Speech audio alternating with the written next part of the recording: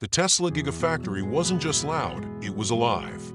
Machinery hissed, metal clanged, alarms beeped softly in the distance, and forklifts hummed between towering stacks of components. It was a symphony of industry, choreographed chaos under high ceilings and relentless fluorescent light. Elon Musk walked through the heart of it all like a conductor with no baton, just a phone pressed tightly to his ear and an entire world on his shoulders. Push delivery to Monday.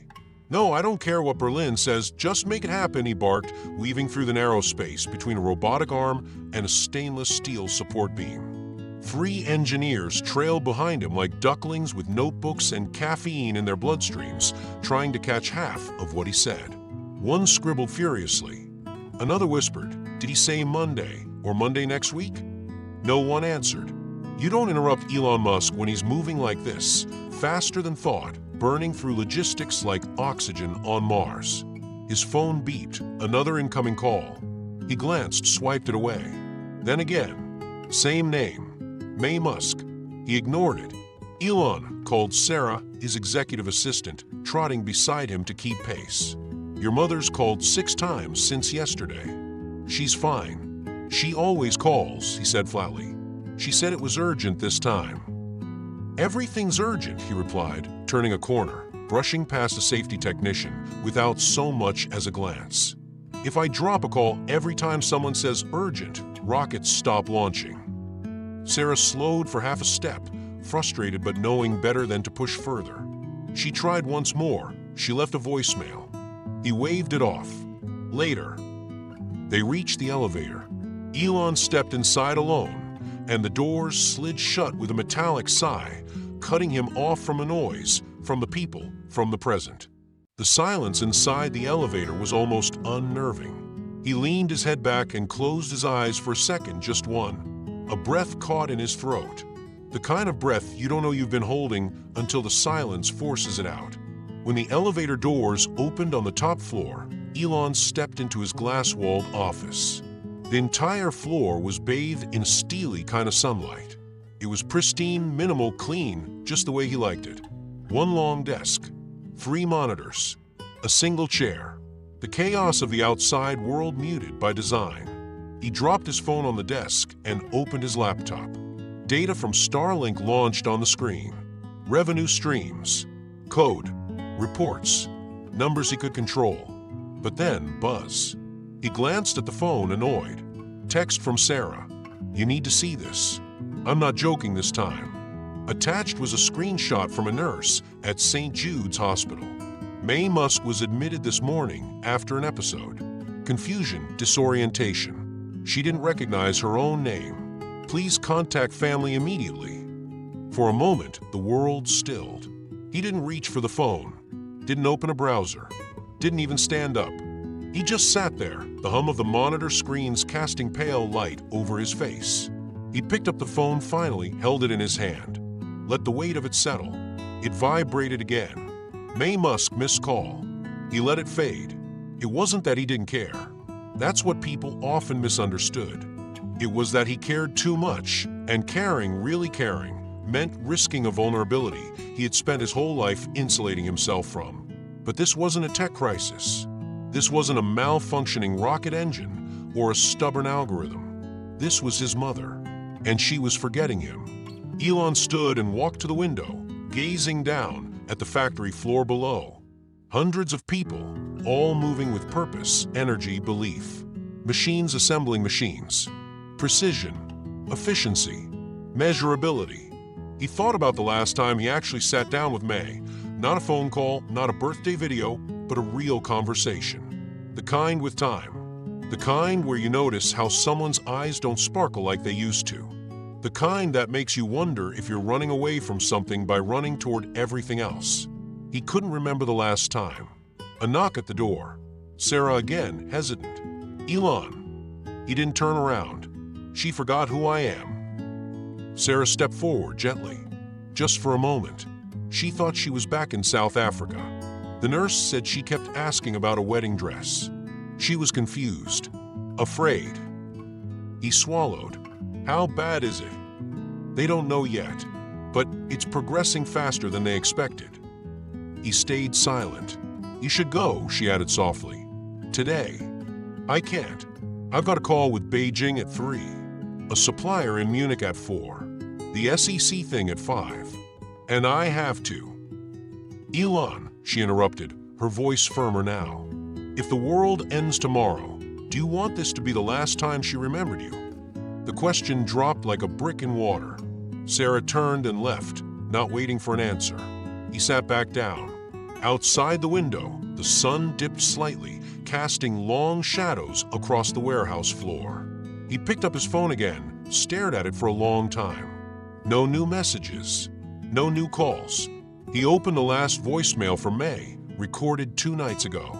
Her voice crackled with static, but remained unmistakable, warm, curious, laced with love. Hi, darling. I saw a boy in the park today building a rocket out of paper and glue. Reminded me of you. You were always so determined, even when your hands were too small to hold a screwdriver. I don't know why I'm telling you this, maybe because I forgot what day it is. Silly, right? Anyway, call me back. I miss your voice. The message ended. The room felt suddenly too quiet. Elon exhaled slowly and leaned back in his chair, covering his eyes with one hand. For a man who built machines to land themselves on floating barges, he felt completely unprepared for this. Somehow, it was easier to solve planetary problems than personal ones. Still holding the phone, he stood and looked out over the factory once more. And for the first time in a long time, he wasn't sure what to do next. If this story made you stop for even a second, breathe a little deeper, think of someone you haven't called in a while, then maybe this story already did something meaningful. Tap that like button if it spoke to something inside you. And if you'd like to walk with us through the rest of this journey, click subscribe. No bells, no buzzers, just stories worth remembering. The hospital sat quietly on the edge of Palo Alto, tucked between towering oaks and wide suburban streets, its brick facade softened by ivy and time. Elon parked his Model S without really noticing the rows of numbered spots or the signage indicating visitor parking. He sat for a moment, gripping the steering wheel, the leather cool under his fingers despite the sun rising over the hills.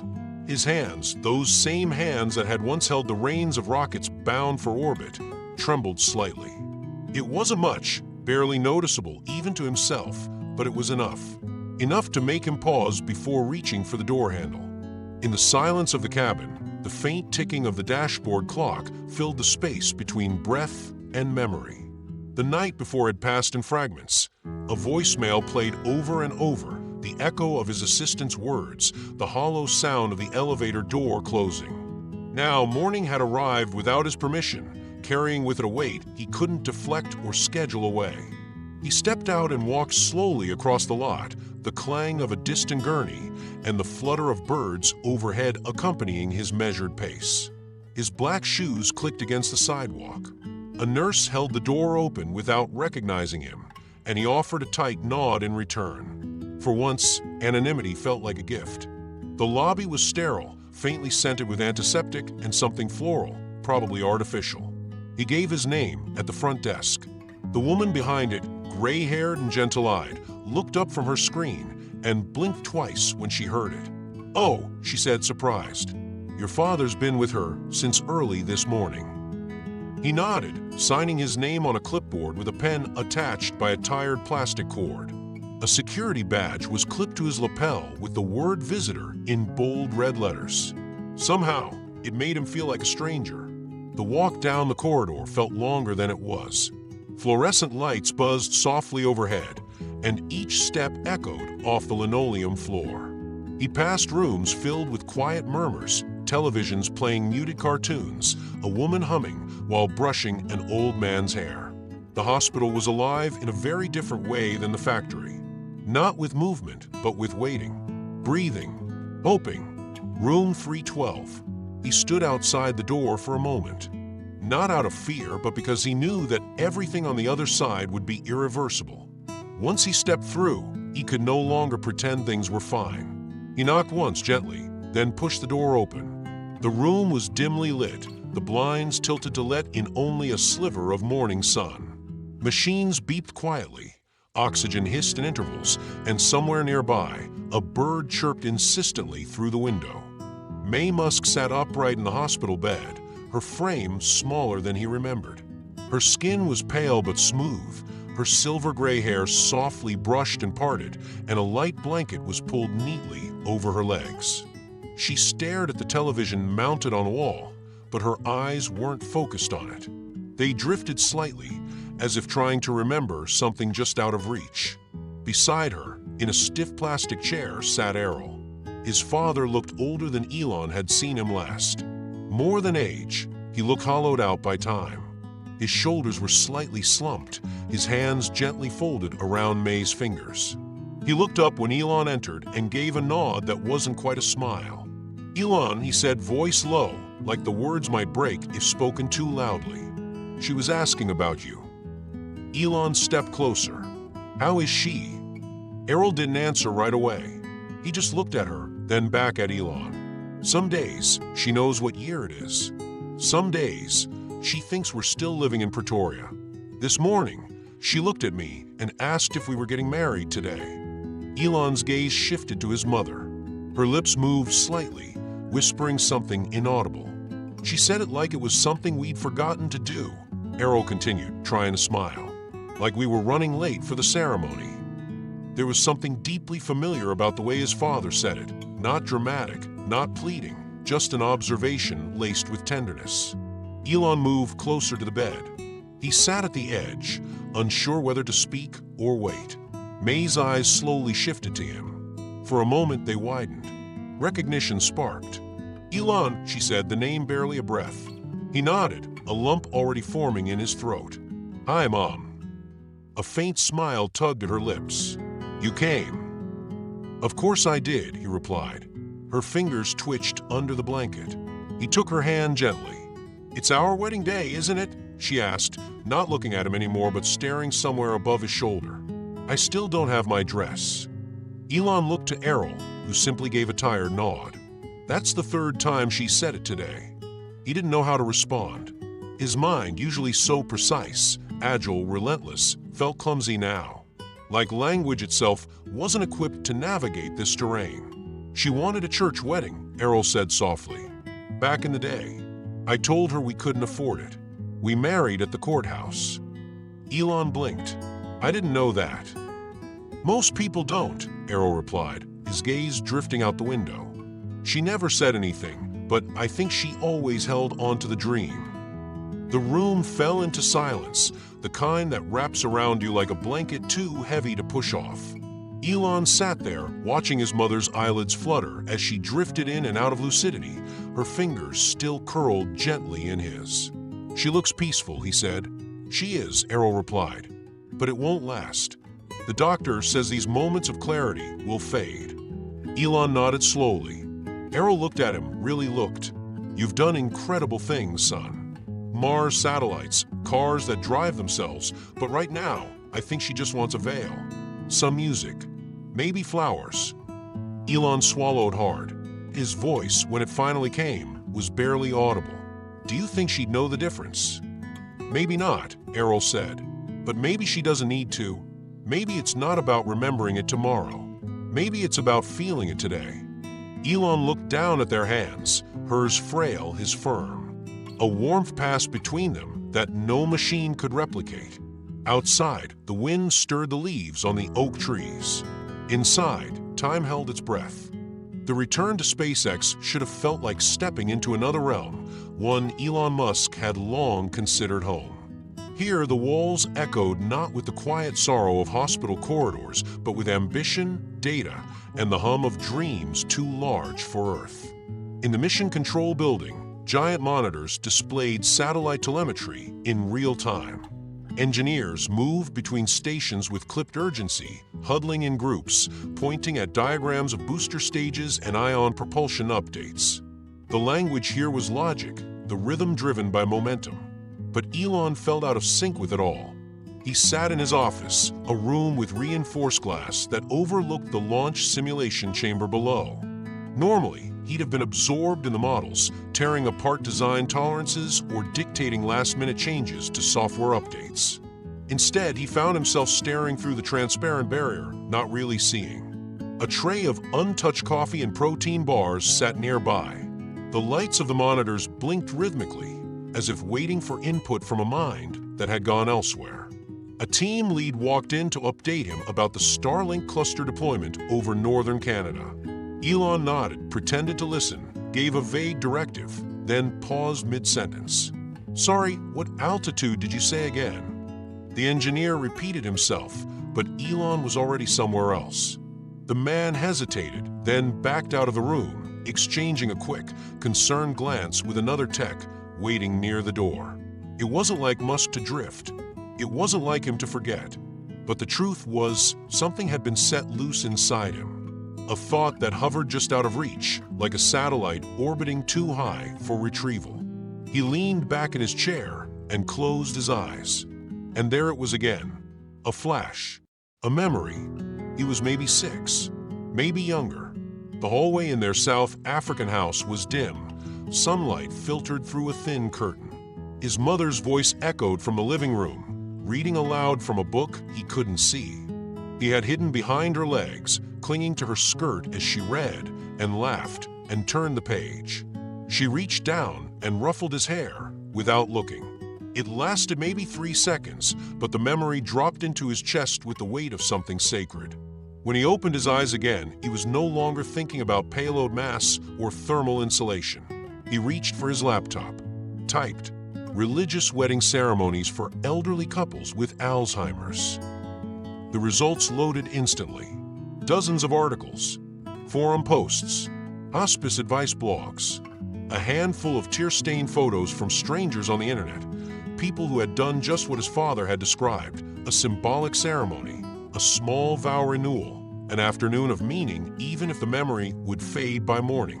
He clicked through links absent-mindedly, absorbing stories. An 83-year-old bride with flowers in her hair. A man in a wheelchair being pushed down the aisle by his daughter. A nurse whispering the vows word by word into someone's ear. Every one of them broke him a little more. Why did it matter so much? Why did it matter to her? He didn't have the answer. All he had was the moment his mother had looked at him and said, "It's our wedding day, isn't it?" Like it was the most natural thing in the world. Like she had been waiting years for it to arrive. And now that moment played on repeat in his mind, louder than launch countdowns, stronger than market forecasts. A ping on his desktop brought him back to the present. A design flaw in the Raptor engine. It would have normally consumed him for hours. Instead, he pushed the window aside and opened a fresh note. He wrote, "Project May's Wedding. Concept, symbolic renewal of vows between May and Errol. Location, TBD, possible church or garden. Guests, minimal, family only, hospital approved. Music, live or playback. Dress, recreate her original design." He stopped. His fingers hovered over the keyboard. This wasn't a problem to be solved. This was something else. He closed the laptop gently and stood. Outside the office, dozens of engineers worked at their stations. Some noticed him through the glass. He nodded slightly, the way a general acknowledges troops before a shift in strategy. Then he stepped out, walking past rows of desks, labs, and models, past the capsule prototype he'd slept in during crunch weeks, past the reusable landing gear diagram on the wall. These things had always grounded him, but today they didn't. As he passed, 2 interns whispered something to each other, puzzled by the look on his face. Elon wasn't angry or agitated or even focused. He looked elsewhere, like he was listening to music no one else could hear. He exited onto the back balcony that overlooked the testing range. The California sun was now high, bleaching the cement in harsh white. He leaned on the railing, looked up, and saw the sky. He knew it intimately, the gradients of blue, the curvature just before blackness. He had chased this sky his whole life, tried to crack it open, fill it with satellites, spacecraft, intention. 1,000 missions had launched into it, but this time he looked at it like a man searching for something softer, something rooted, maybe something he had missed while reaching so far beyond. Behind him, a small voice called out, "Elon." He turned. Sarah stood in the doorway, holding a notepad, uncertain whether to approach. "Just wanted to check if you saw the memo from Boca Chica," she said. He shook his head. "Not now. Later." She hesitated. "You okay?" He didn't answer right away. Then, "Do you believe people can do something meaningful, even if no one remembers it?" Sarah blinked. "I think that's when it matters most." Elon nodded once, just barely, then turned back to the sky, silent. The streets of Los Angeles were quieter than usual as Elon Musk turned onto a tree-lined avenue in Westwood, far from the neon glare and tech gloss of his usual haunts. His car slid into a space outside a small, unassuming Italian restaurant called La Tranquillita, a place whose name hadn't changed in 4 decades and whose windows still held delicate lace curtains and flickering candlelight. It was the kind of restaurant where time moved differently, slower, softer, immune to the weight of trends. Elon hadn't been there in at least 20 years. He hesitated before stepping out of the car. For a moment, he looked at his reflection in the rear-view mirror, those blue eyes, usually so calculating, now clouded by something murkier, hesitation.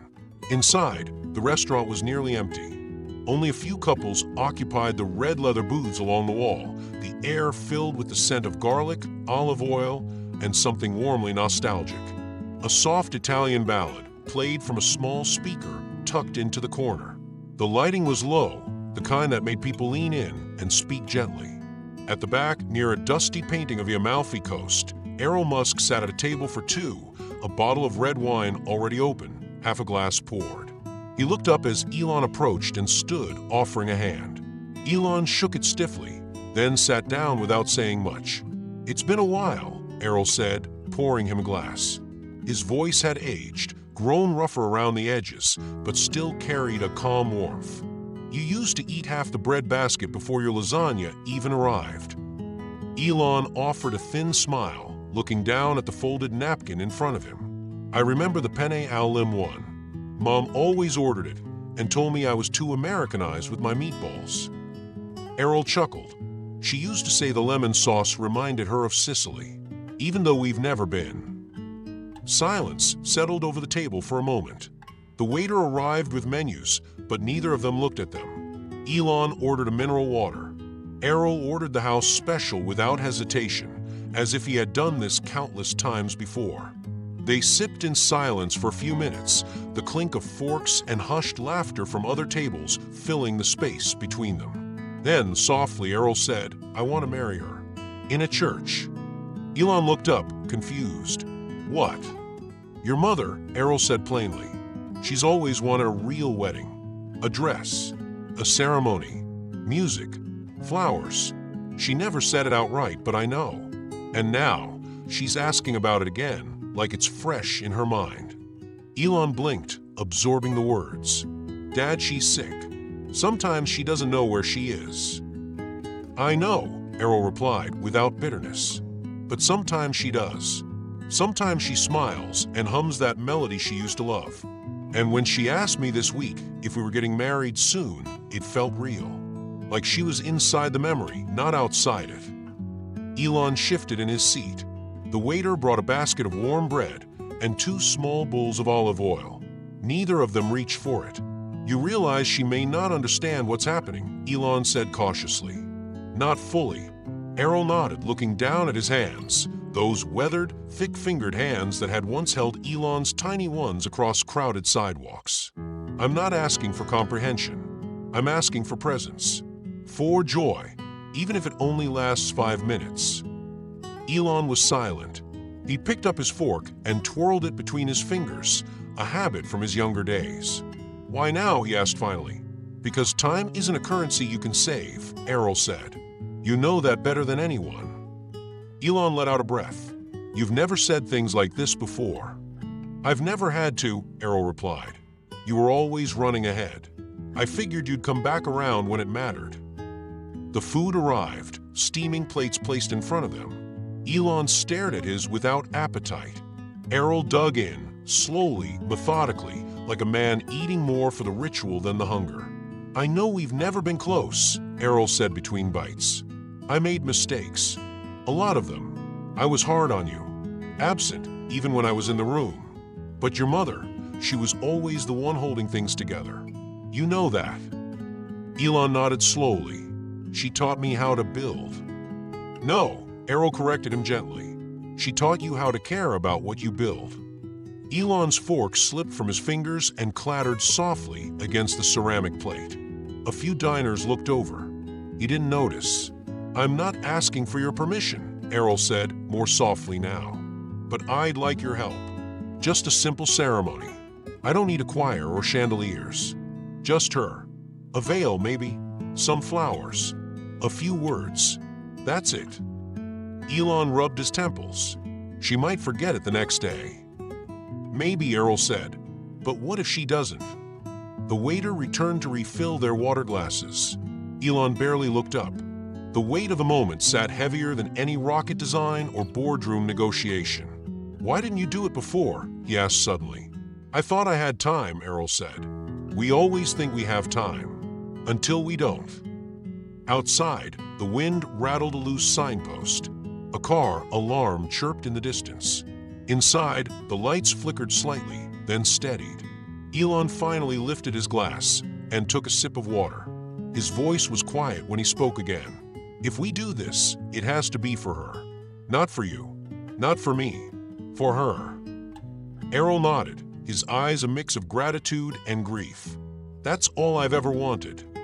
They finished the meal mostly in silence. When the check arrived, Elon reached for it. Errol didn't argue. They stood together outside the restaurant a few minutes later, the night crisp with the scent of jasmine and city concrete. "Thanks for coming," Errol said. "Really?" Elon looked at him for a long moment. "Send me the list," he said. "We'll make it happen." And for the first time in years, something passed between them. Not an apology, not forgiveness, but a shared purpose. Fragile, maybe, but real. The air in the hospital smelled faintly of antiseptic and eucalyptus, a scent Elon Musk was beginning to associate with something fragile and sacred. He moved down the hallway with a bouquet of fresh peonies and freesia tucked under one arm, May's favorite, or at least what used to be her favorite. The memory was vague, a scent from childhood pressed between the pages of time, like a dried flower in a book. He had ordered the flowers himself this time. No assistant, no courier. He even debated wrapping them with ribbon. Something about the gesture needed to be personal. Room 312, the same as before. He knocked softly and opened the door. May Musk was propped up against two pillows, a soft knitted blanket over her lap. Her eyes were on the window, where sunlight painted soft rectangles on the tiled floor. She didn't look at him immediately. He stepped inside quietly, placing the flowers on the small table beside her. "Hi, Mom," he said gently. She blinked, slowly turning her head. For a heartbeat, something lit in her eyes. Recognition? Hope? Habit? And then vanished. She looked at the flowers instead. "They're pretty," she murmured, reaching out to touch them. Her fingers brushed the petals with deliberate care. "Are they for someone?" Elon forced a smile. "They're for you." She looked up, puzzled. "For me?" He nodded. "You used to love peonies." She smiled faintly. "Did I?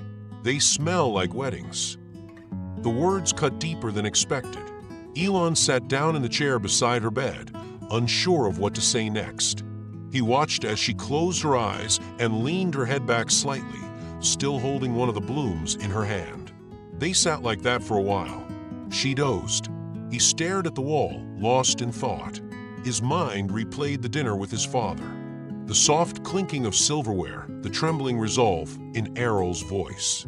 The idea of a church wedding for someone who might not remember it 5 minutes later had seemed romantic and irrational all at once. But then again, what was it when it came to love? He stood to leave, brushing her forehead gently with his hand before walking toward the door. As he exited the room, a voice stopped him. "You're Elon, aren't you?" He turned. Standing by the window at the end of the hallway was an elderly woman, small in stature but commanding in presence. Her silver hair was pulled back into a low, tidy bun, and her eyes, greenish-gray, soft but alert, watched him with familiarity. "I'm sorry, do I know you?" Elon asked. She smiled. "No, but I know you." And I knew your mother before either of you were famous." He tilted his head slightly, curious.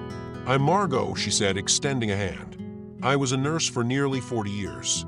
Now I volunteer here twice a week. Your mother and I used to live 2 streets apart in Pretoria. I remember when she brought you home from a hospital." Elon's expression softened. He shook her hand. "Nice to meet you." "She's changed, hasn't she?" Margot said, not unkindly. Elon sighed. "More than I want to admit." "She still talks about weddings, you know," Margot continued. "Last week, she asked me if I'd seen her veil. Said she was late for the rehearsal." He looked down. "She mentioned it to me too." Margot's smile faded into something more reflective. It was always her dream. A real church wedding. She talked about it when we were young women, drinking tea on her porch. She wanted the works: veil, bouquet, music, candles. She never said it outright after she married at the courthouse, but I always knew it stayed with her. "I didn't realize it mattered that much," Elon admitted. "She never wanted to burden you with her wishes. You were always her brilliant boy, the one chasing the stars." He looked out the window, squinting into the sunlight. "And now she barely knows who I am." "But she knows how she feels," Margot replied. "Feelings don't fade as quickly as facts. Love lingers, even when names disappear." They stood in silence for a moment, 2 strangers with different memories of the same woman. "Elon," Margot said quietly, her voice gentler now, "your father's already started planning something. Flowers, music. I overheard him asking the priest if it could be done on short notice. He wants to make it happen, but it won't mean anything unless you're there." He met her eyes. "He told me. And I don't know if I'm ready." Margot stepped closer and took his hand. Her fingers were warm, lined with time, but steady. "She needs both of you, even if she doesn't say it, even if she doesn't remember it the next day. She'll feel it while it's happening. That's what matters." He didn't respond immediately. She gave his hand a gentle squeeze and said, "You build machines to survive in space. I watched one of your rockets launch last year. But this is about presence, not propulsion." He smiled faintly at the wordplay, but his eyes glistened. The pressure of unspoken emotion pressed against his chest, tighter than any deadline ever had. "I'll think about it," he whispered. Margot nodded. "That's all I ask." She let go of his hand and stepped past him toward room 312, carrying a folded blanket. "She gets cold in the evenings," she said softly. Elon stood there for a moment, watching as Margot entered the room with quiet grace. His mother stirred, smiled faintly, and Margot sat beside her like she belonged there. The hallway stretched out before him, long and silent. For once, he didn't walk away quickly. He stood still, let the moment settle. He didn't feel ready, but he was beginning to understand why it mattered. The Tesla conference room on the 43rd floor was a monument to precision. Glass walls, polished steel trim, and a live digital ticker ran along the edge of the ceiling, feeding real-time numbers, production rates, market fluctuations, stock analytics. It was designed for clarity, urgency, and control. But today, everything inside felt volatile. Elon Musk sat at the head of the long, dark table, a steaming cup of untouched black coffee in front of him. His usually sharp focus was clouded, fractured by a quiet that had been growing louder inside his head. Around the table, high-level executives shifted in their seats, tapping pens against notepads, glancing at charts on their tablets. Tension thickened the air like humidity before a storm. Mark Levinson, the company's chief operations officer, finally broke the silence. "We've had 3 major supplier delays this quarter. Battery modules from Nevada are behind schedule, and now Shanghai's logistics team is reporting a material shortage that could stall delivery lines." Again. A few murmurs. Someone cleared their throat. Add to that, Mark continued, investor confidence is dipping. Rumors are spreading that we're losing direction. That leadership is distracted. The last word hung there, deliberate. He didn't look at Elon when he said it, but he didn't have to. Elon blinked slowly. He had heard the words, but they felt muffled, like sound underwater. And the Mars prototype, another executive chimed in, this one from SpaceX. We're behind schedule by 10 weeks, maybe more. We need a plan, Elon. A statement. Reassurance. Another voice followed. We need you. Everyone turned to him now. Elon looked up from the table. His eyes, usually sharp and full of kinetic energy, were distant. Not lost exactly, just elsewhere.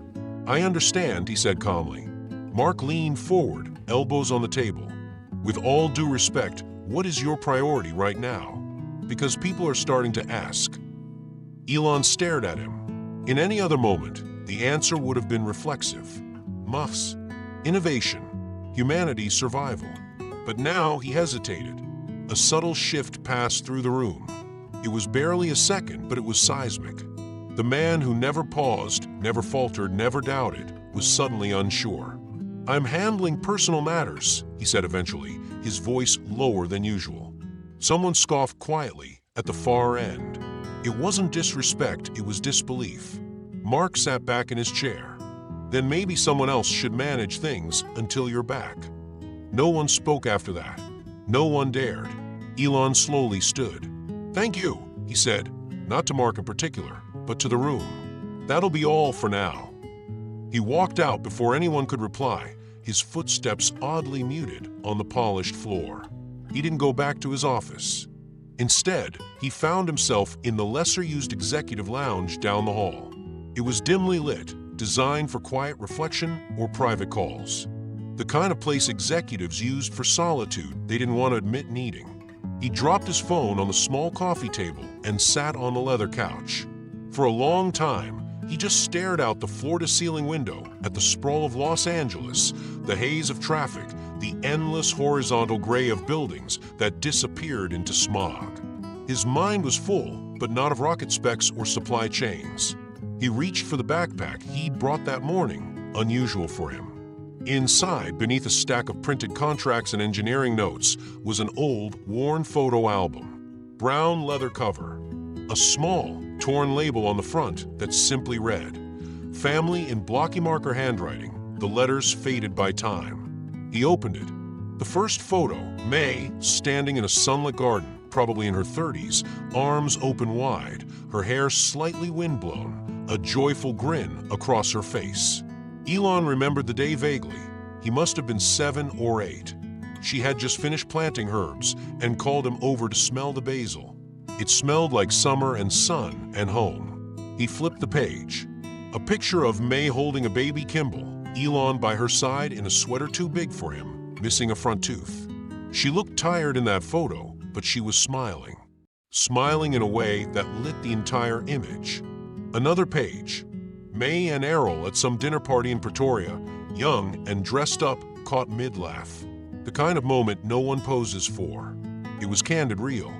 Before things fractured, Elon traced a finger along the edge of the photo. The corners were curling. A coffee stain blotched the bottom.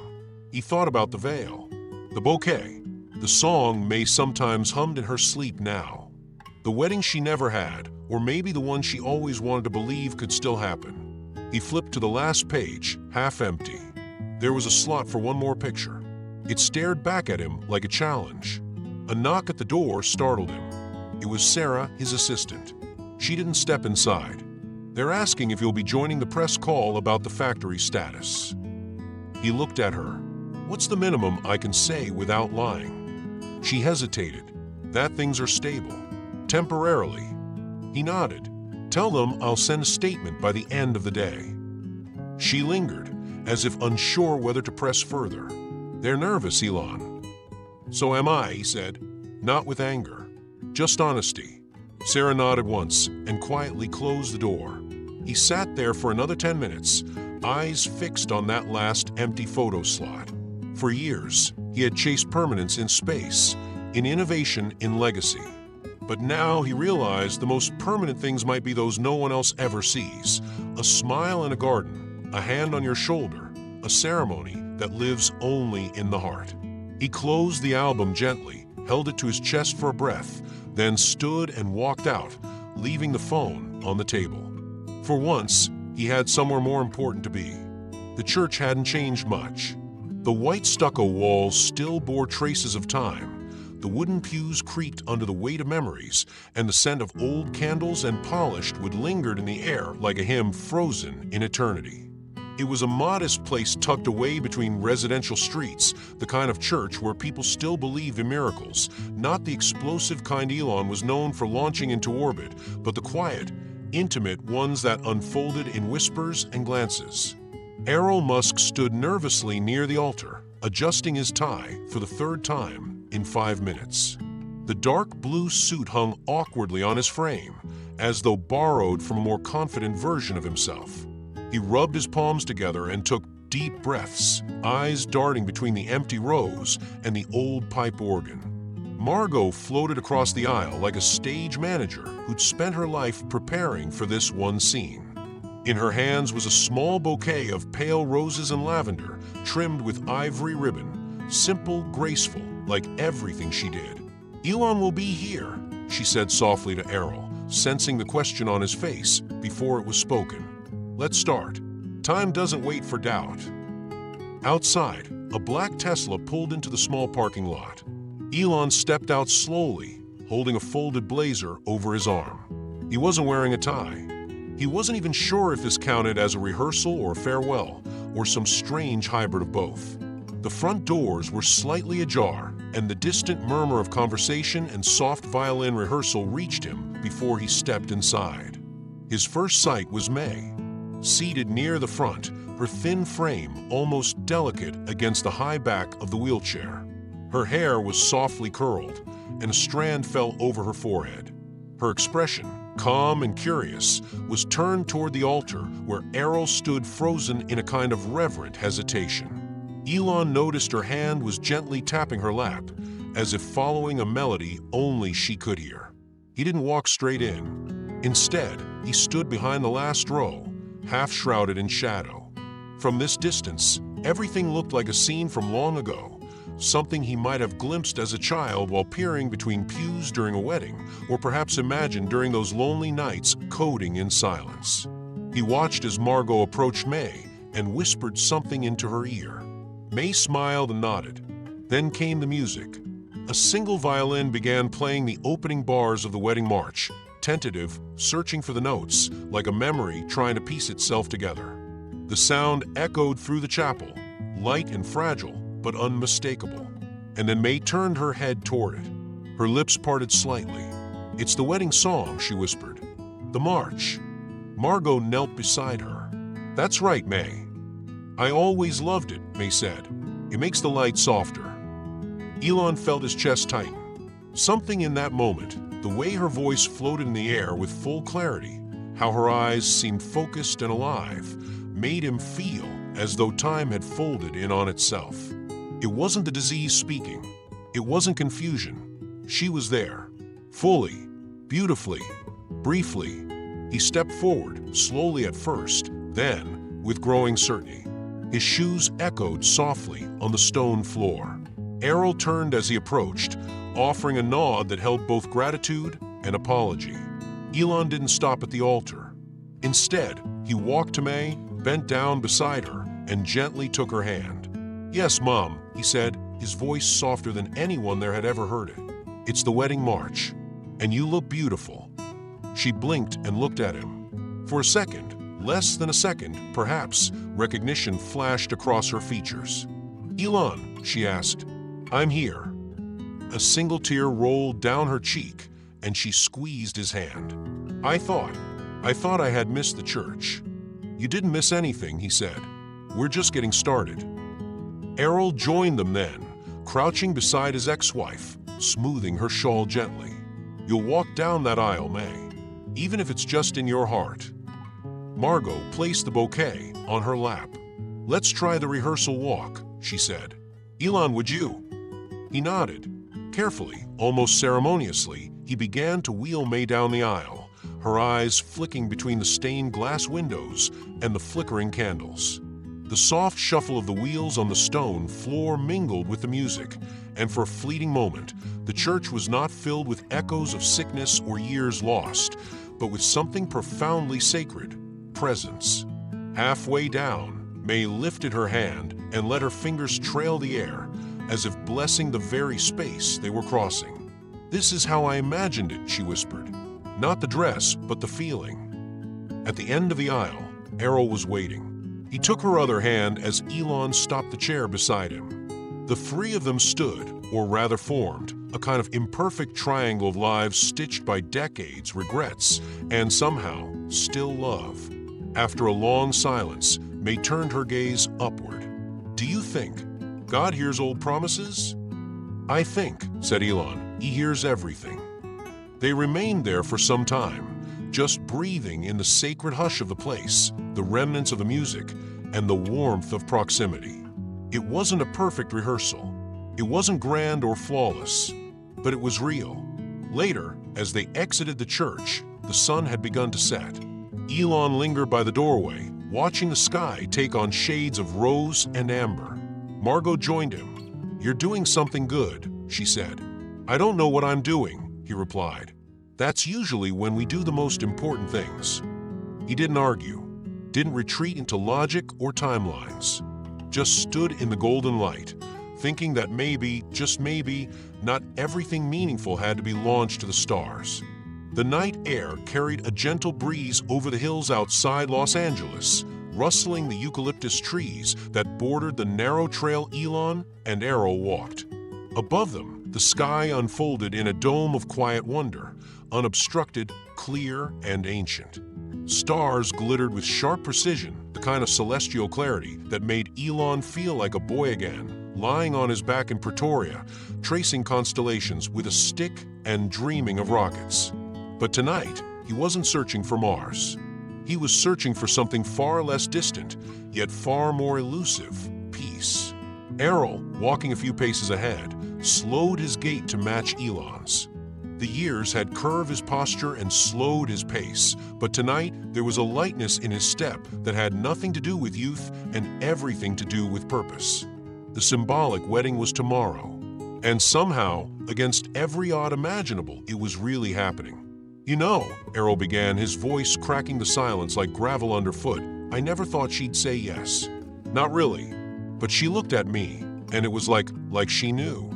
Like some part of her remembered the promise." Elon nodded, hands in his coat pockets. He wasn't sure if May truly understood the significance of what was to come. But that didn't matter. It wasn't about cognition. It was about presence. It was about honoring a memory and perhaps even creating a new one in its place. "Do you have any doubts?" Elon asked, not looking at his father. Errol chuckled, low and sincere. "Of course I do. But I've lived long enough to know that certainty is overrated, especially when it comes to love." That line landed heavy in the air between them like a dropped anchor. Elon stopped walking. His father did too, turning slightly to face him. "I want to walk her down the aisle," Elon said softly. Errol blinked. His face, weathered by time and tempered by years of silence between them, registered something fragile: shock, followed by a slow, spreading gratitude. "I want to be the one who gives her away," Elon continued. "Not to you exactly, not like some exchange, but to the moment, to the dream she carried for decades. I want to be there at the beginning of that moment." Errol looked at his son, and for the first time in many, many years, saw not the titan of rockets, the CEO, the enigma, but the boy who once fell off a bicycle and cried not from the pain, but because no one was there to pick him up. "It would be an honor," Errol said quietly. "She would be so proud." There were no handshakes, no dramatic declarations, just a silence that held more weight than words. And then, unexpectedly, Errol pulled Elon into a hug. It was awkward at first, two men trying to bridge the wreckage of years in a single gesture, but it held.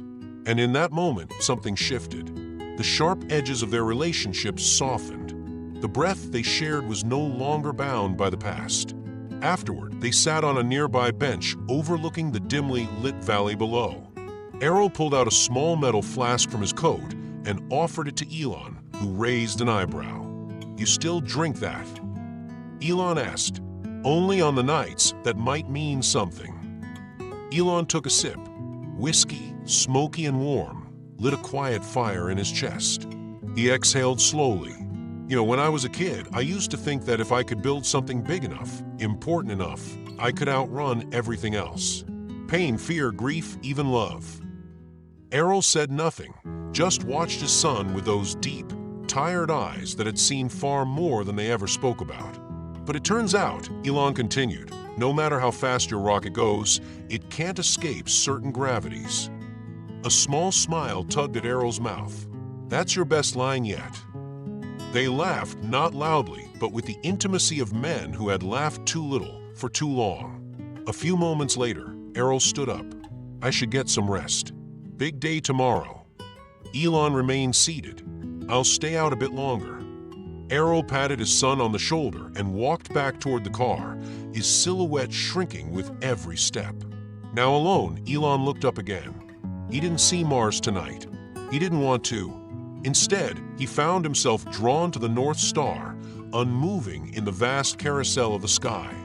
He thought of May, of her gentle hands stroking flower petals, of her asking about weddings and churches. He thought of Margot and her quiet conviction. And he thought of his own fear, how it had rooted itself not in logic, but in love. The kind of love that didn't compute, couldn't be measured, and refused to be programmed. He reached into his coat pocket and pulled out a photograph. It was a worn snapshot of May in her 20s, laughing beside a convertible, her eyes bright with wind and wonder. Elon held the picture to his chest for a moment, then tucked it back into place. Tomorrow wasn't just for May. It was for himself, for the boy he once was, for the man he was trying to become. As the stars blinked overhead and the city hummed faintly in the distance, Elon Musk sat quietly under the sky, not dreaming of escaping Earth, but finally touching ground. The morning light spilled gently through the stained glass windows, casting patches of soft color onto the floor of the old chapel. It was still early, and the air inside smelled of wax flowers and something else, something ancient, sacred, like memory itself. The church, modest in size but grand in sentiment, held a silence so full that it hummed with expectation. Outside, the sky had cleared, but the sunlight came in hesitantly, as if unsure whether to intrude on such a delicate moment. Elon stood at the rear of the nave, adjusting the collar of his charcoal suit. It wasn't tailored for a corporate event or an award show. This one was different. This one felt like a second skin for the day ahead, a day both ceremonial and intimate. In front of him sat the wheelchair, and in it, May Musk. Her head tilted slightly, eyelids heavy, but there was a strange alertness in her stillness, like a candle flame just strong enough not to be blown out. He looked down at her and whispered, "Ready, Mom." May didn't answer. She didn't need to. Her hand, resting on the arm of the chair, gave a soft squeeze. That was enough. Elon blinked fast, shook the tightness from his chest, and gripped the handles of the wheelchair. The church pews were dotted with faces, some familiar, some barely remembered. Margot was already seated at the old upright piano near the front, her back straight, hands resting gracefully above the keys. She nodded once to Elon before placing her fingers down and beginning to play. The soft chords of Pachelbel's canon floated through the space, warm and hesitant like the morning itself. Errol stood at the altar, dressed in a navy blue suit, not quite pressed, but clean and chosen with care. His broad shoulders were slightly slumped with age, but the pride in his eyes was unmistakable. In his right hand, he clutched a small bouquet of lilies, May's favorite. In his left, a handkerchief that had already seen its fair share of use that morning. As Elon began walking down the aisle, the piano's volume rose ever so slightly, not to dramatize, but to acknowledge. Each step echoed faintly across the floorboards, as if the church itself wanted to remember this moment. Elon kept his eyes on the aisle ahead, but he could feel every gaze on him, not as the billionaire, the innovator, or the CEO, but as a son, guiding his mother towards something timeless. Guests rose quietly. A few were colleagues from SpaceX and Tesla, invited late the previous evening when Elon had impulsively sent out short, heartfelt messages. Most thought it was a joke. Some thought it a code. But those who arrived understood instantly that this wasn't about status or spectacle. This was about two people and the fragments of story too long postponed. Elon reached the front of the church, positioned the chair beside Errol, and stepped to the side. Margot's music faded gently into a final chord, and silence took its place like an old friend. The priest, an elderly man with a round face and a voice soft as cotton, stepped forward. He smiled at May and Errol, his expression touched with reverence for what was about to unfold. "Dearly beloved," he began, "we are gathered here today not to start something new, but to honor something that has endured." Errol looked down at May. Her gaze was distant, but she turned her head slowly toward him, her lips parting slightly. "You look handsome," she murmured, her voice fragile as paper but clear. Elon turned his face slightly away. He wasn't ready. The priest continued, delivering a short message about love and time, not as enemies, but as companions. "Sometimes," he said, "it takes years for us to truly understand how deeply we love someone. And sometimes that understanding comes just in time." Then came the moment. He turned to Errol. "Do you, Errol, take May again as your wife, to love and to cherish for as long as breath resides in you?" Errol didn't pause, didn't blink. His voice, gravelly yet unwavering, cut through the silence. "I do. I always did." The words seemed to echo longer than they should have. There was no need for elaborate vows, no need for rings. Just truth, spoken plainly, with every wrinkle and every scar worn proudly. Then, as if something within her stirred like an ember reigniting, May tilted her head toward Elon. Her eyes locked with his, blue meeting blue, a mirror across time. And then, with a softness that didn't belong to memory but to presence, she said, "My boy." Elon froze. The room spun into stillness. His knees buckled slightly, and he quickly knelt beside her, as if gravity itself had called him down. One tear escaped before he could stop it, then another and another. He buried his face gently in her lap, and for a brief, breathtaking moment, she placed her hand on his head. It was not about cognition. It was about connection, about something deeper than time, sharper than decline. The priest let the silence speak. Margot rose from the piano and began to hum a lullaby that May used to sing to Elon as a child. A few of the guests joined softly. The room transformed into something more than a ceremony. It became a bridge between generations, between past pain and present peace. When it was over, there was no applause, only smiles and tears. People hugged quietly, exchanged few words. Elon stood near the front, his hand still resting on his mother's shoulder. Errol reached out, and for the first time in decades, father, mother, and son stood together, not whole but healed enough. As they exited the church, the afternoon sun had found its courage, pouring in with golden warmth. Outside, petals from nearby trees floated in the breeze like blessings from unseen hands. And as the guests followed behind, Elon whispered to his mother, "That was beautiful, Mom." May didn't respond, but her smile held the entire answer. The morning after the ceremony, the church pews sat empty once again, and the altar was cleared of its simple floral arrangements. What had happened there the day before now lived only in memory, or so Elon thought. The Tesla office in Hawthorne was quiet, unusually so, as he sat in his private workspace, the world outside buzzing with its usual rush of operations and logistics. But inside, the air felt suspended. Something lingered. He hadn't returned to the office out of obligation. He just didn't know where else to be. His phone buzzed with a notification, then another. He ignored them. His thoughts were still tangled in the texture of May's voice when she had whispered, "My boy," in the middle of the ceremony. He could still feel her hand on his head, still hear the warmth in Errol's steady, "I do," still see the light through the stained glass windows catching in Margot's hair. Then a soft knock on his door. It opened just enough for Margot to peek through. Her face held the same tranquil patience it always did, but something in her eyes told him this wasn't a social call. "I hope I'm not disturbing you," she said gently. Elon motioned for her to come in. "Never." She entered with the same grace she moved through the church pews. In her hand was an older model phone, Thick, slightly cracked at the edge of the screen, the kind people forgot in drawers once the newest version came out. "I recorded something yesterday," she said, holding it out. "I didn't plan to. I just felt someone should." Elon hesitated. The device felt warm from her hands as he took it. No cables, no cloud uploads, just a simple screen with a single file titled May.mp4. He tapped play.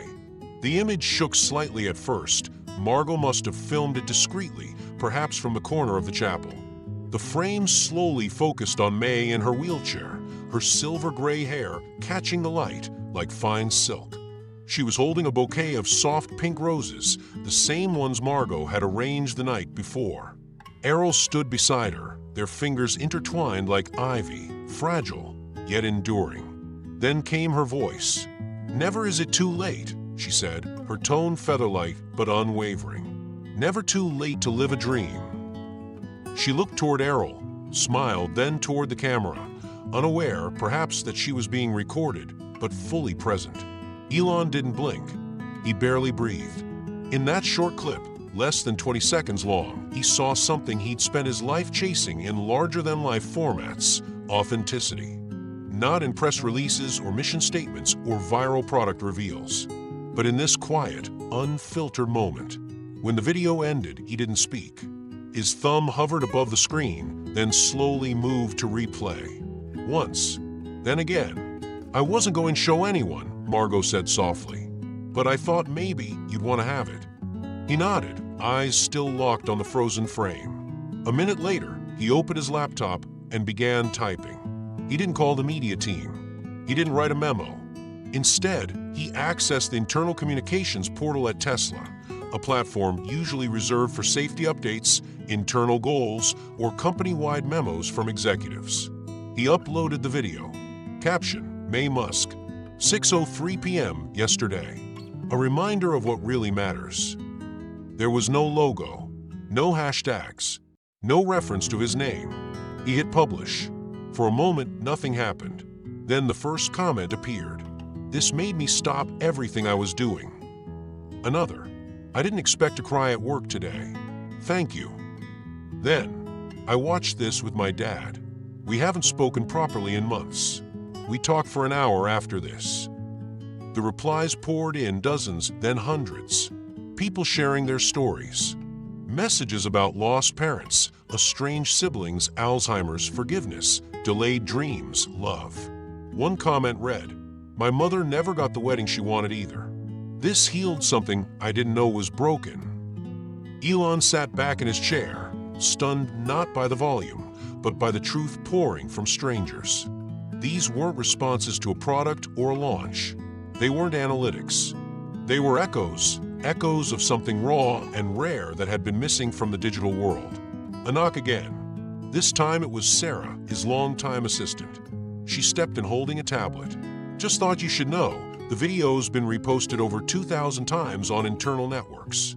Someone even added subtitles in 5 languages." He nodded slowly. Sarah lingered, then added, "I don't think anyone knew you had this side." He looked at her. "I didn't know I had this side." She smiled. "Well, it suits you." When she left, Elon stared again at the paused video on the old phone. May's smile frozen in time, her bouquet slightly tilted, her eyes wide open, not distant, not vacant, but fully there. He realized that in all his pursuits, Mars, AI, hyperloops, he had often skipped over the small moments, the pauses between breaths, the human-scale victories. And now, with a clip taken on an aging phone in a church lit by ordinary sunlight, he had stumbled into something extraordinary. That night, he didn't go back to the design floor or stay late in the lab. Instead, he went home, sat in the living room, and played the video one last time. Then he emailed a copy to himself with one simple subject line: "My mother, the dreamer." And he added one sentence in the body of the message: "Not every launch leaves Earth." The days after the symbolic wedding unfolded with a curious calm, like the soft quiet after a storm. No headlines, no product launches, no new beta updates. Elon found himself waking up not to emails or code reviews, but to thoughts of warm silence and fragile laughter. There was something new in the air, or perhaps something very old, familiar, forgotten. He began visiting May almost daily. At first, it felt like he was borrowing time, stealing moments from the ever-hungry clock that had always governed his life. But slowly, the visits stopped feeling like an intrusion and became a rhythm, a ritual. Errol was often already there, usually early, quietly tending to May's needs. Margot had taken to arranging flowers in small vases scattered across the living room. The three of them, so different, so unlikely, had started orbiting each other like lost satellites, finally finding gravity again. May's condition was still unpredictable. Some days, she was lucid enough to ask about distant relatives or old piano pieces. Other days, she stared at the same wall for hours, a faint smile dancing on her lips like a secret breeze. But her presence now carried something different. A gentleness, yes, but also a pull, as if her spirit had returned from wherever it had wandered. One late afternoon, Elon arrived with two things in hand, a bag of groceries and a small digital frame. He had digitized a few old photos from their family albums, May at her modeling shoots, Errol holding a young Elon by the beach, him and Kimball fighting over a sandcastle. When he plugged in the frame, the images began cycling gently on the nearby shelf. May didn't say a word, but her eyes lingered longer than usual on each picture. That evening, as the orange sun leaked through the curtains and painted the floor in soft stripes, Elon sat beside his mother, helping her with dinner. The spoon trembled slightly in his hand, more from the memory than the weight. He guided it carefully to her lips. Halfway through the meal, he laughed to himself. "You know," he said gently, "I've been thinking about your apple pie. The one from Sundays. You used to burn the edges, remember? But somehow they were always my favorite part." For a moment, there was only the sound of a clock ticking softly in the hallway. May blinked slowly, her gaze distant, unfocused. Then she said it, "Cinnamon on top." Elon froze. The words were soft, like breath clinging to memory, but unmistakable. He looked at her in stunned silence. She didn't smile. She didn't even meet his eyes. But the phrase floated there between them, fragile and holy. "Cinnamon on top," he repeated, his voice cracking slightly. Errol, who had been folding a blanket on the other side of the room, paused. Margot turned from the flowers she was arranging and simply watched, holding her breath. It wasn't a miracle. May didn't suddenly start recalling dates or giving speeches. She didn't rise from her wheelchair or ask about SpaceX. But in that one instant, something passed through her. A recognition. A thread of self, connecting past and present like a spark jumping a gap. Elon placed his hand over hers. It was cold, papery, but it squeezed his fingers ever so slightly. Later that evening, after she had fallen asleep, they all sat in the kitchen. "I thought I was losing her," Elon said, voice low. "You weren't," Margot replied. "You were just finding the pieces that still remain." Errol, who rarely said much, added quietly, "It's not the memories that keep us alive. It's the people who still remember." For a long moment, no one spoke. They simply shared the stillness, the hum of the refrigerator, the distant barking of a neighbor's dog, the weight of everything unsaid. The next day, Elon brought cinnamon sticks. He didn't know why. He didn't even know what he planned to do with them. But when May saw them on the table, her hand fluttered toward them like a moth to light.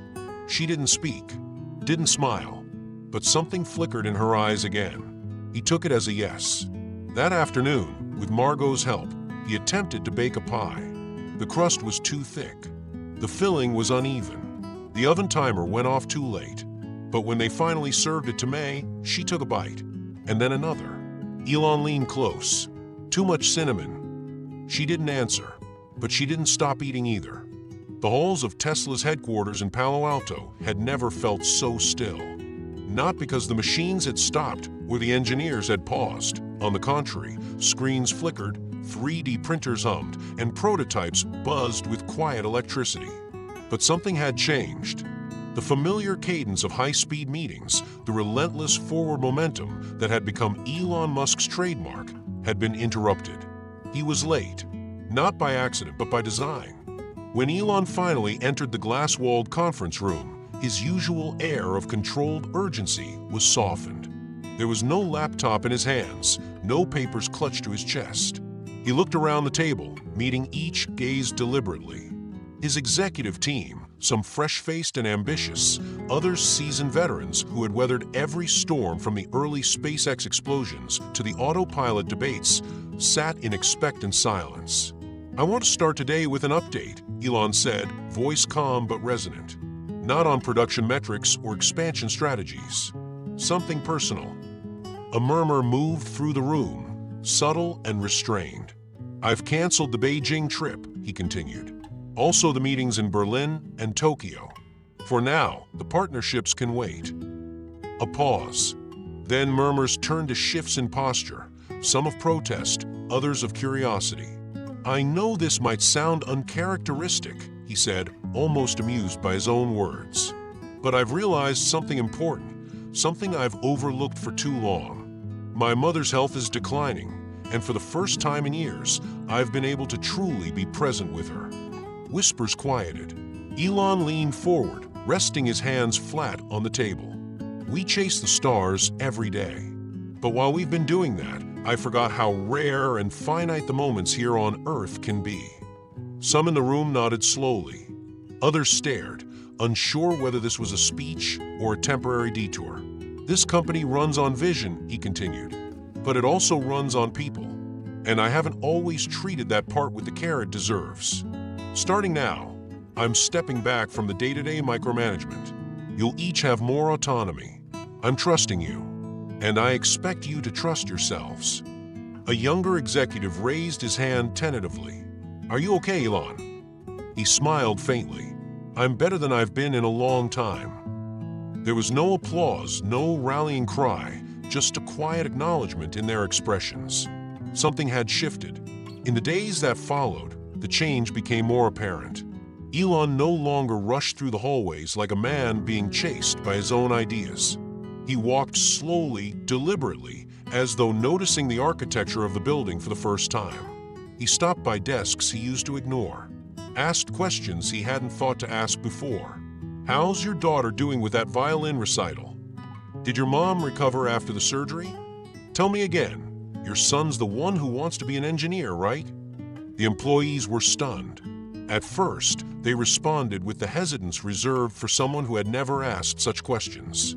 But soon they softened. They smiled more. They brought in pictures, shared stories.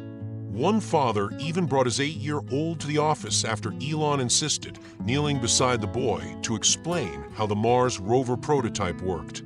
One afternoon, Elon stopped at a workstation manned by Andrea, a robotics specialist with 5 years at Tesla, but barely a word exchanged between them until now. "You doing okay?" he asked. She blinked, caught off guard. "Yes, sir. Just calibrating the sensors on the new ARM module. Not just the work. Your family?" Andrea hesitated, then nodded.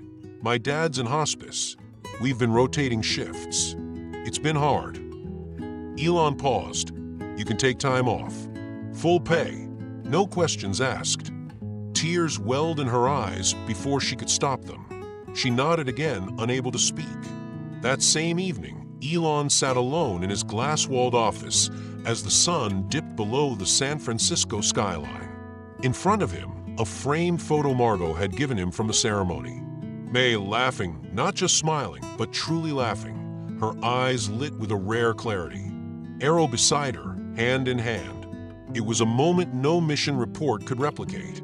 He picked up his phone and opened a blank note. For years, he had been jotting down calculations, concepts, and strategies. But tonight, he wrote something else. Redefine success.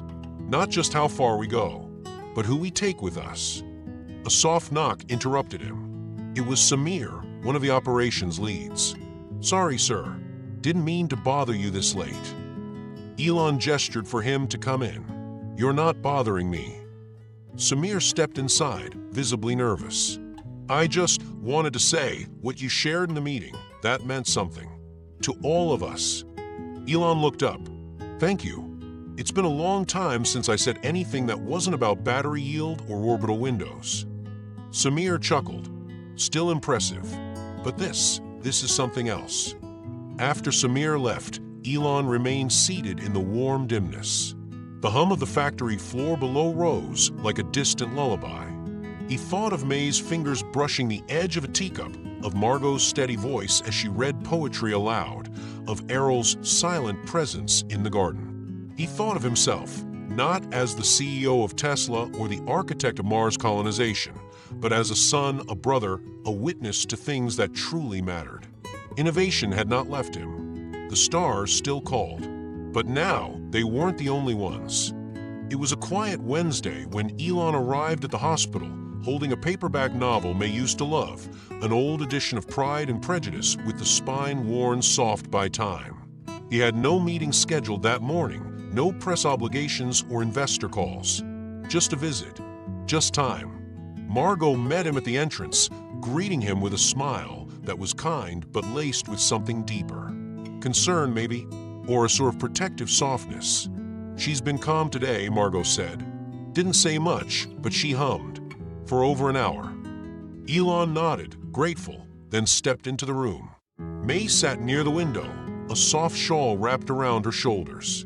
Her eyes were half closed, following the slow rhythm of clouds shifting above the city skyline.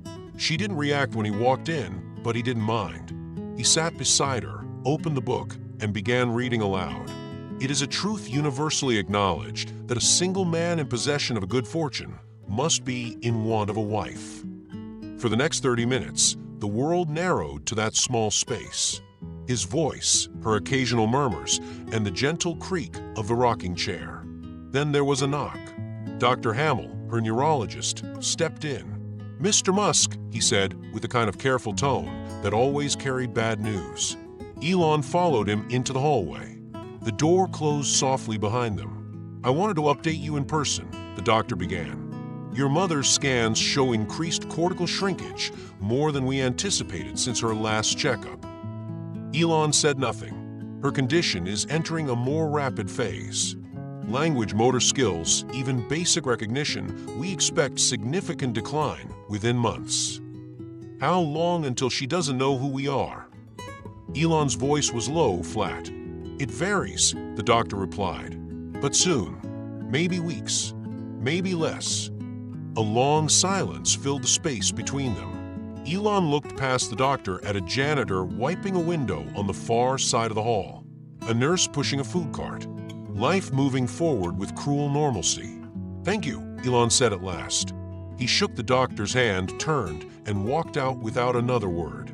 He didn't remember reaching the parking garage, didn't remember unlocking the car. But suddenly, he was driving, one hand on the wheel, the other gripping the steering column, like it might crack from the pressure. He didn't know where he was going.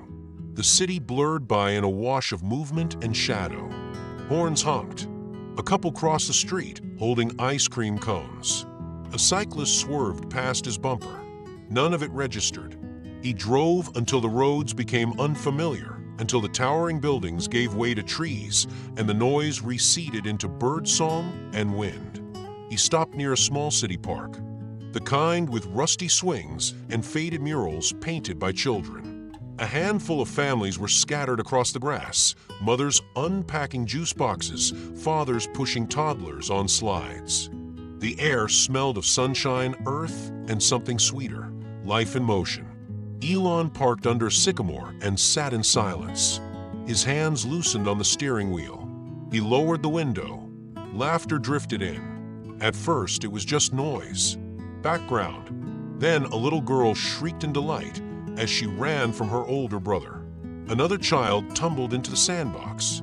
A father lifted his son into the air, spinning him until the child squealed. Something broke in Elon's chest. The ache wasn't sharp, it was wide, expansive, a grief that filled every corner of his being. He looked down at his lap, his fists clenched, his knuckles white. He hadn't cried. Not really. Not when the diagnosis came. Not at the ceremony. Not even during that perfect moment with the cinnamon pie. But now, in a forgotten park surrounded by strangers, he felt it rise. A quiet sob escaped, followed by another. He pressed his forehead to the steering wheel, letting the weight come down. Letting the truth flood in. She was slipping away. The woman who had tucked him into bed during thunderstorms, who had whispered encouragements when he failed his first programming exam, who had carried the weight of 1,000 unspoken sacrifices, she was fading, and there was nothing he could do to stop it. When the sobs subsided, he wiped his face, breathing deeply. Something inside him had shifted, some old mechanism broken loose. He wasn't empty now. He was clear. He pulled out his phone and called Errol. His father answered after 2 rings. "Elon, we need to do something," Elon said. "What kind of something?" "One more thing for her, before everything disappears." A pause. "I'm listening," Errol said. But Elon didn't respond. He didn't have the words yet. He just knew. Later that night, back in his office, he pulled out a notebook. Not a tablet, not a screen, but an old leather-bound notebook Margot had given him months earlier. He flipped to a blank page and began to sketch. Not equations, not designs, but something else. A room, a setting, a moment that could live inside May for as long as her mind would allow, and perhaps even after. He titled the page, "The Garden of Remembering." It would be more than just a memory. It would be a gift. The old hall smelled like cedar and nostalgia. It had taken Elon weeks to track it down. The venue where Errol first laid eyes on May was no longer listed in city records under its original name. It had become a storage space, then a boutique, then a failed pop-up art gallery. But under the layers of time, the bones were still there, the arched windows, the oak floor, the vaulted ceiling that once echoed with laughter and swing tunes. Elon walked in for the first time accompanied only by dust and silence, but in his mind, he could already hear the music coming back. He stared at the room in silence for a long time before whispering, "Let's bring her back here." The team he hired wasn't from Tesla, SpaceX, or even Neuralink. They were event planners, fragrance historians, vinyl collectors, lighting experts, artisans of the intangible. Elon wanted more than a party. He wanted a time machine for the soul. He found a perfumer in New Orleans who specialized in recreating discontinued fragrances. He sent her an empty bottle of the perfume May used in her 20s, a rare floral blend called Garden Kiss, once sold in Paris in 1972. A week later, the first sample arrived. Elon opened it in his office and closed his eyes. Suddenly, he was 5 years old again, wrapped in his mother's arms after a night terror. He wept silently at his desk. He selected songs from their youth, Ella Fitzgerald, Dusty Springfield, Simon and Garfunkel. Each track had been cross-referenced with journal entries Margot still kept from those years. She helped him select a playlist that felt like home to May. Margot even remembered the snack May always ate during summer dances, butter cookies with lemon zest. A local bakery recreated them exactly. Photos were printed in oversized formats, May laughing at a picnic, Errol fixing a flat tire with oil on his nose, Elon as a toddler in her lap. Some images were new even to him, discovered in dusty boxes Margot had never gotten around to organizing. Each picture was placed along the wall, like chapters in a living book. On the evening of the memory ball, everything glowed. The guests weren't many, around 20, but every person had shaped a corner of May's life. A former neighbor, a hairstylist from her modeling days, a nurse from the rehabilitation clinic. Each one had been invited not for status, but for presence, for meaning. Errol arrived in a navy blue jacket, holding a small bouquet of daisies. "She once told me daisies look like the sun laughing," he explained with a nervous chuckle. His hands trembled as he adjusted his collar. Margot came in wearing pearls and holding a small notebook, just in case May remembered something and wanted to write it down. She was nervous but hopeful. "Tonight might be one of those rare doors that open for no reason," she told Elon. Then May arrived. She was wearing a light teal dress, chosen by Margot, and a soft white shawl. The perfume had been gently dabbed onto her neck. She didn't say much at first. Her eyes scanned the hall with curiosity, then confusion, then something else, a spark that hadn't been there in months. When Elon approached her and said, "Mom, do you recognize this place?" she frowned, sniffed the air, and tilted her head. "Smells like music," she whispered. And then the miracle began. As the first few notes of Moon River played from a vintage record player, May turned to Margot and gasped, "You haven't aged a day." Her tone wasn't playful. It was sincere, rooted in some crevice of memory still untouched by the disease. Margot laughed through tears. "That's the nicest lie I've heard all year." Later, someone brought her the cookies. May took one, held it to her nose, and murmured, "Summer, 1973, with a lemonade." Her voice was fragile, but the room froze. Elon turned away to wipe his face. But the moment that broke everyone came during the waltz. The old wooden floor creaked as Elon carefully rolled her chair onto the makeshift dance floor. The lights had been dimmed, fairy lights twinkling like distant stars. A violinist and cellist played live. May, without being prompted, began to sway lightly in her chair, humming. Elon kneeled beside her, one hand on hers. "This is beautiful," she said, with clear eyes and a gentle smile. "Did I dream this?" "No, Mom," he whispered. "You lived it. You gave it to us." And then came the line he would never forget. "This place, it smells like love." A silence settled over the room, not empty, but full, thick with emotion, suspended like mist in a morning field. Even those who had come out of courtesy now found themselves swept into something sacred. For a few hours, the disease took step back. Time softened. Laughter returned. May was more than a patient. She was herself, not a fading light, but a constellation of stories and scents and songs that refused to vanish. As the evening came to a close, Elon stood near the door, watching his mother whisper something into Errol's ear. She looked peaceful. He knew tomorrow might be different. The clouds might come back. But tonight, they had carved out a space of clarity, a living museum of memory where love was louder than fear. Driving home, Elon didn't speak. He didn't play music. He didn't call anyone. He just placed a hand on the passenger seat where the bottle of perfume sat wrapped in tissue paper.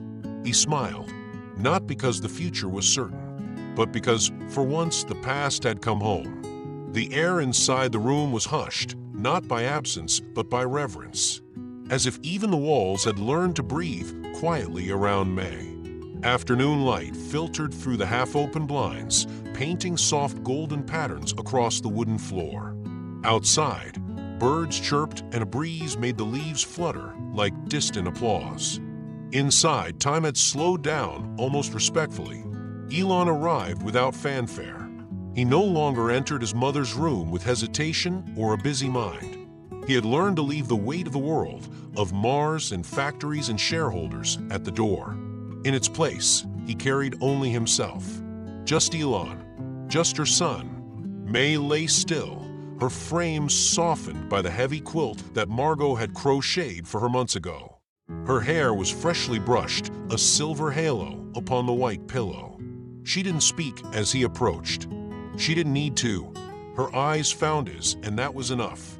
He sat in the chair beside her bed, the old one with the creaking armrest. No nurses, no agenda, just him and her. He reached out gently, and May lifted her hand without effort, as if she'd been waiting all day for this exact touch. Their fingers met and settled into one another like old friends. No awkwardness, no tension, only a silent agreement. We are still here. They sat like that for what felt like a century, and a second all at once. Elon whispered now and then. Not questions or updates, but stories. Bits of his childhood. "Remember when I built that radio from the cereal box?" he murmured, smiling faintly. May didn't answer, but her thumb pressed lightly against his hand in rhythm. He took that as a yes. He told her about his kids. About X and the way he insists on wearing 2 different socks. About the time little Sasha declared she'd one day build a rocket that would bring ice cream to the moon. Elon chuckled softly through the memory.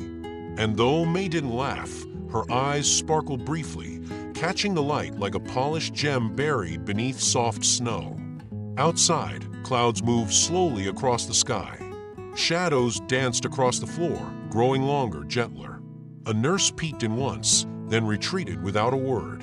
She knew this wasn't a moment to disturb. At some point, Elon looked at the clock. He didn't even read the time. It wasn't important. What mattered was the stillness. The way his mother's breathing, though shallower now, created a rhythm that calmed something deep inside him. He realized suddenly that he was no longer trying to fix everything. He wasn't searching for a cure or calculating the odds. He was simply present, and that was new. For most of his life, he had been a man of action. If something was broken, he'd fix it. If something was missing, he'd build it. But in this room, beside this woman, he had finally accepted that not everything needed to be solved. Some things only needed to be felt. A quiet knock echoed from the hallway. Margot appeared, holding a folded blanket and a thermos of tea. Her face, always warm, now carried something else, admiration. "I'll come back later," she whispered. "No," Elon said gently. "Come in." She walked in and placed the blanket at the foot of May's bed. Then she looked at Elon, really looked at him. Her eyes didn't carry pity, only recognition. "You turned into the son she always knew she had," she said. The words hung in the air like incense, slow, meaningful, impossible to ignore. Elon didn't reply, not because he disagreed, but because for once there was nothing more to add. His throat tightened, not in pain but in reverence. A knot of emotion not made of sorrow, but of understanding. He turned back to his mother. Her gaze hadn't shifted.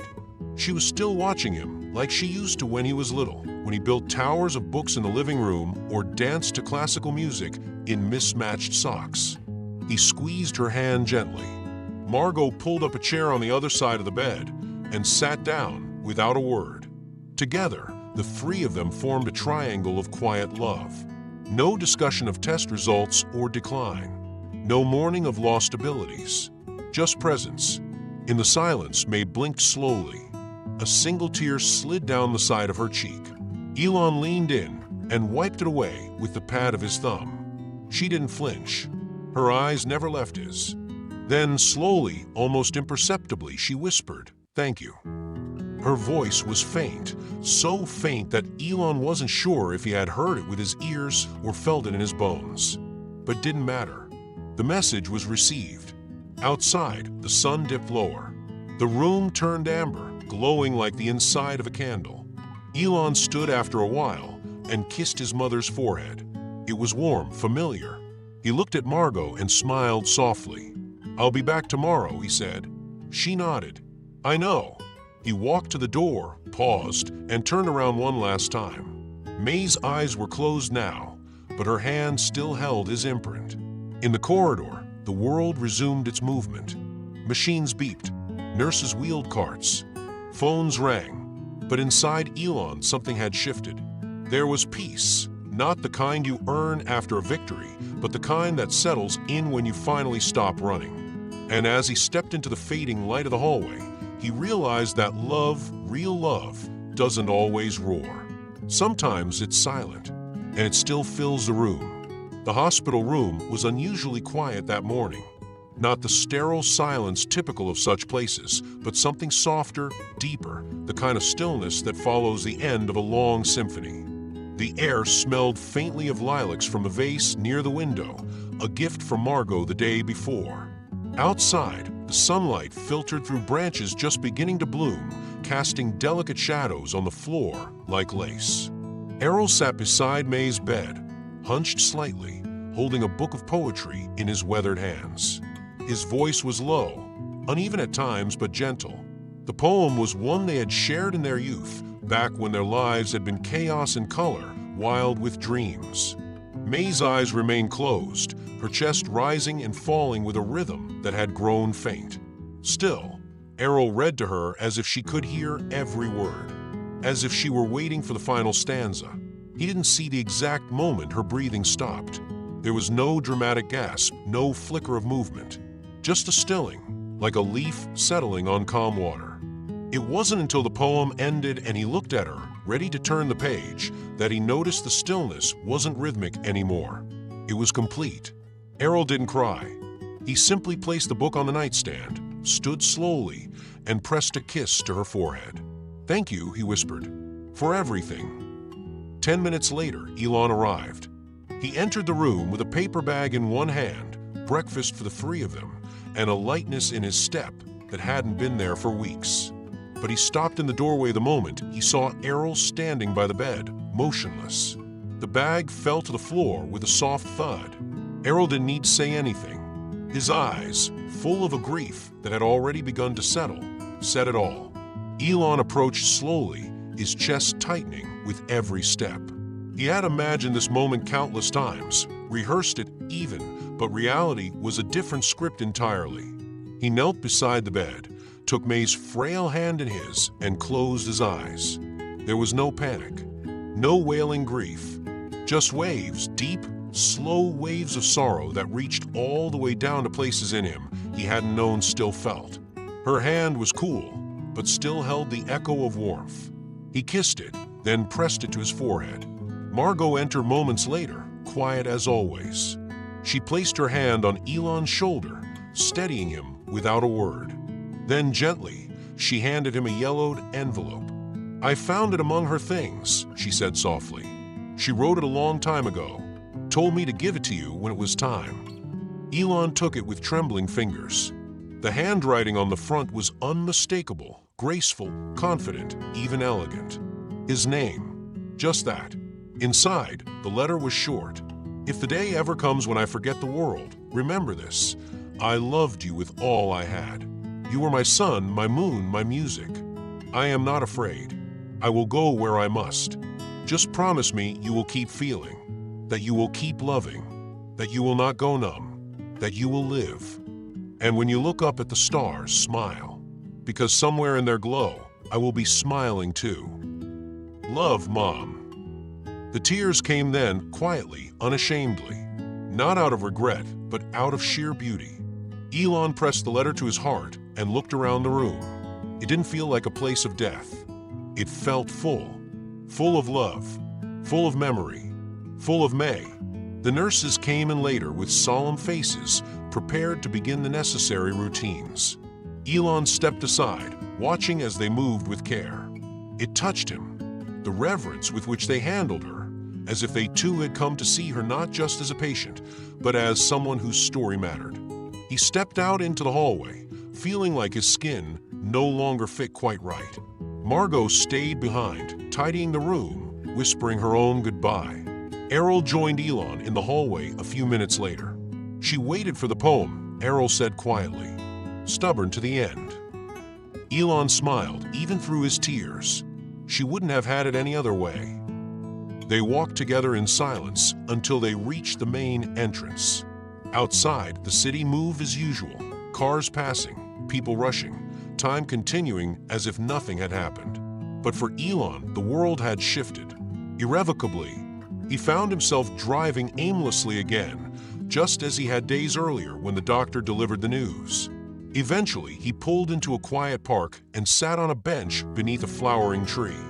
The sun was warm on his face, and children's laughter drifted in from a nearby playground. He watched as a small girl, maybe 4 or 5, chased bubbles across the grass, her joy so pure it made his chest ache. It reminded him of something May used to say: "The world doesn't stop for our sadness, but it will always offer beauty if we're willing to see it." He reached into his jacket and pulled out the letter, reading it again. Every word now felt carved into his being. Then he looked up at the sky. It was clear, vast and endless and blue. He didn't need to search for a star. He didn't need to launch a rocket. He just needed to remember. Back at Tesla, his calendar had already been cleared. Meetings postponed, interviews canceled. He had given the order that morning: "Give me 3 days. Then we start again. Together." Because even in grief, especially in grief, he had discovered a new kind of propulsion, not one of rockets or engines, but of love, of memory, of legacy. His mother had been his first compass, his truest constant. And now, she was the light in the sky by which he would navigate everything still to come. And somewhere in that great unknown, he could almost hear her voice. Remember the love. Time moved on, as it always does.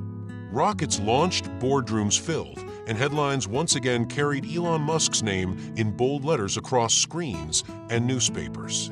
But beneath the spotlight, something fundamental within him had changed. There was a stillness now, a weight that no longer came from ambition or pressure, but from memory, from presence, from love. It was a quiet Sunday when he planned it. No press release, no cameras. Just a small gathering beneath the trees in the garden of a peaceful estate nestled in Northern California, where the wisterias hung low and the wind carried the scent of lilacs. Elon invited only a few. Close friends, old Tesla engineers, a couple of caregivers who had known May's final months, and even some childhood neighbors who hadn't seen him in decades. There was no dress code. People came as they were: jeans, linen shirts, cardigans, the occasional scarf thrown over a shoulder. The sun filtered through the leaves, casting golden flecks on their faces like pieces of memory made visible. Near the center of the garden was a stone wall barely knee-high. Elon stepped up onto it. He didn't clear his throat. He didn't raise his voice. He simply began to speak. "I've spent most of my life trying to build what didn't exist," he said. "From rockets to cars to companies that felt impossible until they weren't. But in these last months, I found something that can't be engineered, something that doesn't need to be." He paused, looking around at the gathered faces. Some smiled softly. Others listened with brows furrowed, as if hearing a language they once knew but had long forgotten. "My mother taught me that time isn't just something you measure. It's something you give," Elon continued. "And for too long, I was stingy with it, with her, with myself, with people who mattered. But I got a second chance. I got to sit beside her, hold her hand, say nothing, and yet say everything." A gentle breeze moved through the trees, and a few guests instinctively looked up, as if the air itself were listening. "She once told me," Elon added, pulling a folded letter from his pocket, "that if she ever forgot the world, I should remember the love." He held the paper between his fingers for a moment, and then tucked it back inside his coat. "So I did, every day, and I found something I never expected." He glanced at the guests. His voice remained calm, but his eyes were glassy, touched by something tender. "I found that presence isn't about being in a room. It's about showing up with your whole self. I thought I had to leave a legacy in the stars. But maybe the real legacy is what we leave behind in the hearts of those we dared to be fully human with." No one clapped. Not yet. They just absorbed it. Then he chuckled lightly and added, "Though, just to be clear, I still want Mars." Laughter broke the spell for a moment, light and welcome. Even Elon smiled, but then silence returned, soft and whole.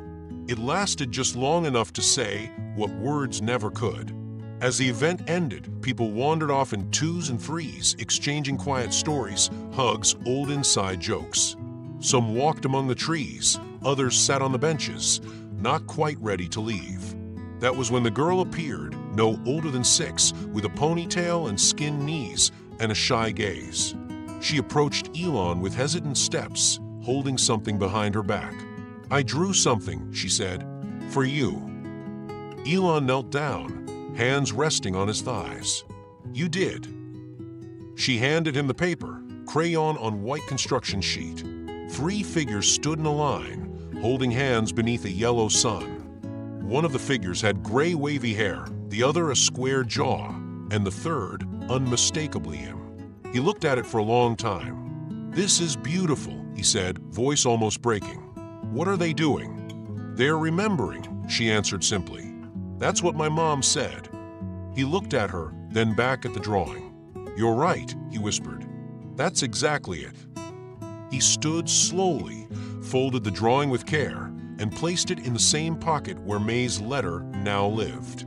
Then, for a few moments more, he just stood there, eyes to the sky, feet on the grass, somewhere between memory and motion, past and promise. It wasn't a grand finale.